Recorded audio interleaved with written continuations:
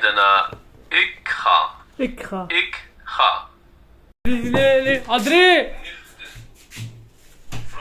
عم تدرس أدري لك طفي لك خاي طفي ايش لك فيه؟ أبوز. لا يا زلمة لا. تفضل ايش بدك؟ تفضل. ايش لك فيه؟ بتتعلم مع الزمن لك اسمع انجازات اخوك بكري اليوم بصالة البلياردو حرات الدنيا حرات الدنيا. لعبت اكثر من 10 ادوار ربحت اخر شيء دا بس لعبته مع معلم خسرته كسرت الدنيا فيه. لا والله مكسر الدنيا والله هن مكسرينك. شلون قطعت علي سلسلة افكاري؟ يلا انا عم بدرس كسرت الدنيا. تعال اسمع اخر الاخبار. ابو جاسم اخذ اقامة من دون ما يقول لحدا وهذا دخل بالشهر الثاني. لاخو ابو تحسين على مع مرته بالليل على التليفون وطلقها.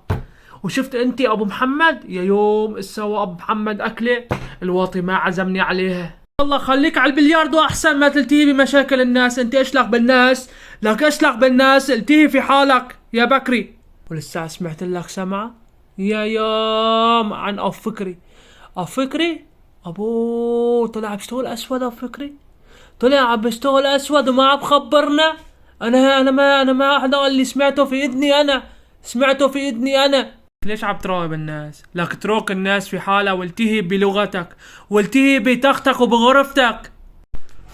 انا لأقوم اروح افضل لي من هالبركة مع هذا الجدبة. وبطق الشق ما بتعرف شي. ادري ما بيعرف شي. احلى ابو محمد اهلين ابو محمود. ايش الاخبار ابو محمود؟ شلونك؟ عيوني يا غالي. احلى ابو جاسم شلونكم يا شباب؟ ايش ما في طمنونا عنكم. ابو ايش عم تساوي؟ ايش طبخه اليوم؟ اهلين والله هذا تركي جارنا بكره بندخل لعنده. ليه من الشباب هلا بزكور؟ ايش في ما في؟ اليوم ما في اجر والله. احلى عم ابو كامل.